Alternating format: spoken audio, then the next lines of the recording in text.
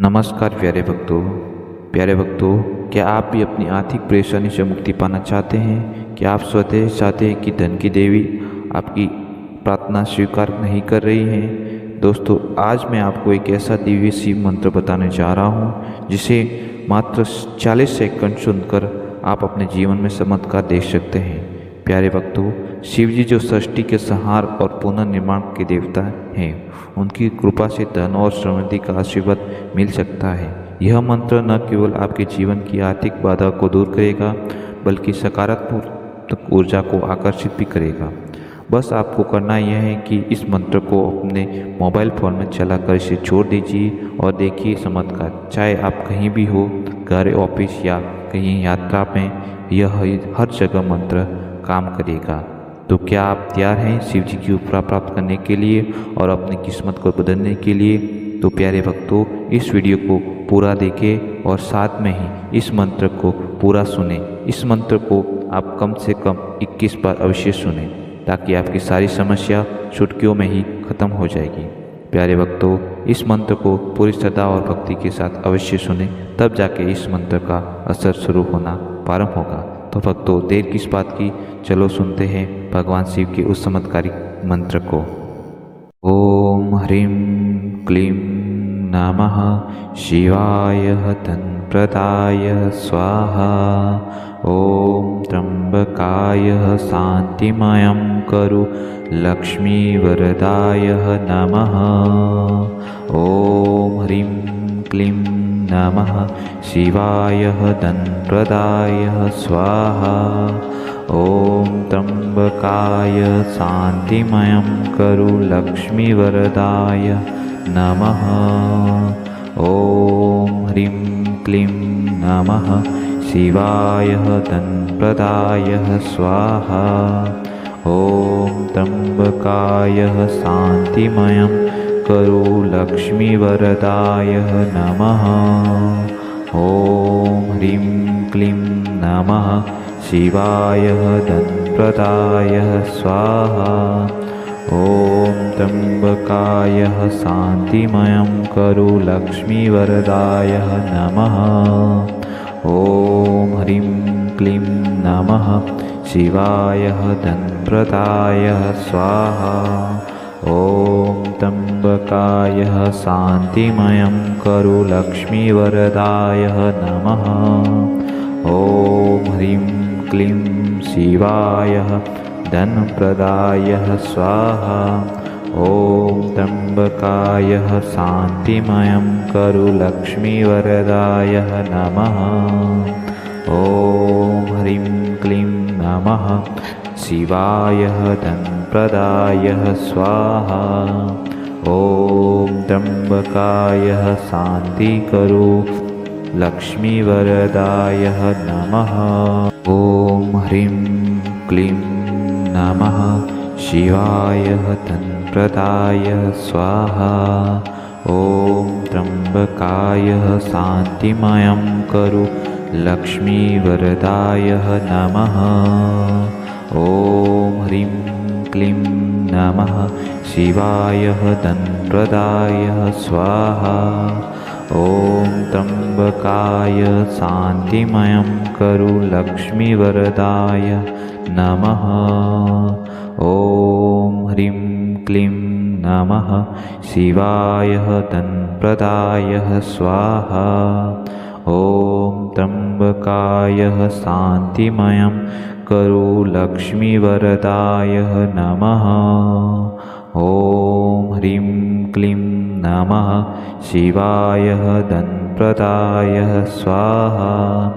ओम त्र्यंबकाय शांतिमयं करु लक्ष्मीवरदाय नमः। ओम ह्रीं क्लीं नमः शिवाय धनप्रदाय स्वाहा।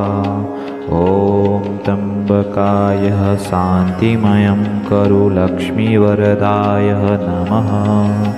ओम ह्रीं क्लीं शिवाय धनप्रदाय स्वाहा।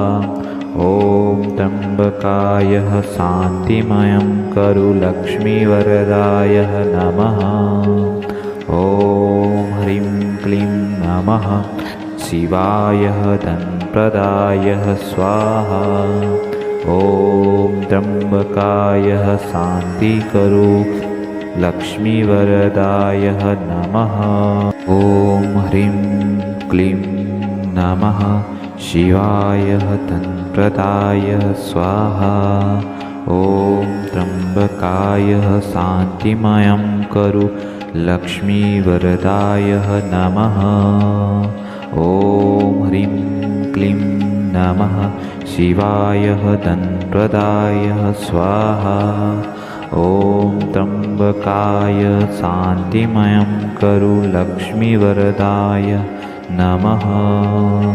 ॐ ह्रीं क्लीं नमः शिवाय धनप्रदाय स्वाहा। ॐ त्र्यम्बकाय शान्तिमयं करो लक्ष्मीवरदाय नमः। ॐ ह्रीं क्लीं नमः शिवाय धनप्रदाय स्वाहा। ॐ त्र्यम्बकाय शान्तिमयं करो लक्ष्मीवरदाय नमः। ॐ ह्रीं क्लीं नमः शिवाय धनप्रदाय स्वाहा। ॐ त्र्यम्बकाय शान्तिमयं करो लक्ष्मीवरदाय नमः। ॐ ह्रीं क्लीं शिवाय धनप्रदाय स्वाहा। ॐ त्र्यम्बकाय शान्तिमयं करो लक्ष्मीवरदाय नमः। ॐ ह्रीं क्लीं नमः शिवाय धनप्रदाय स्वाहा। ॐ त्र्यम्बकाय शान्तिकरो लक्ष्मीवरदाय नमः। ॐ ह्रीं क्लीं नमः शिवाय धनप्रदाय स्वाहा। ॐ त्र्यम्बकाय शान्तिमयं करो लक्ष्मीवरदाय नमः। ॐ ह्रीं क्लीं नमः शिवाय धनप्रदाय स्वाहा। ॐ त्र्यम्बकाय शान्तिमयं करो लक्ष्मीवरदाय नमः। ॐ ह्रीं क्लीं नमः शिवाय धनप्रदाय स्वाहा। ॐ त्र्यम्बकाय शान्तिमयं करो लक्ष्मीवरदाय नमः। ॐ ह्रीं क्लीं नमः शिवाय धनप्रदाय स्वाहा। ॐ त्र्यम्बकाय शान्तिमयं करो लक्ष्मीवरदाय नमः। ॐ ह्रीं क्लीं नमः शिवाय धनप्रदाय स्वाहा। ॐ त्र्यम्बकाय शान्तिमयं करो लक्ष्मीवरदाय नमः। ॐ ह्रीं क्लीं शिवाय धनप्रदाय स्वाहा। ॐ त्र्यम्बकाय शान्तिमयं करो लक्ष्मीवरदाय नमः। ॐ ह्रीं क्लीं नमः शिवाय धनप्रदाय स्वाहा। ॐ त्र्यम्बकाय शान्तिकरो लक्ष्मीवरदाय नमः। ॐ ह्रीं क्लीं नमः शिवाय धनप्रदाय स्वाहा। ॐ त्र्यम्बकाय शान्तिमयं करो लक्ष्मीवरदाय नमः। ॐ ह्रीं क्लीं नमः शिवाय धनप्रदाय स्वाहा।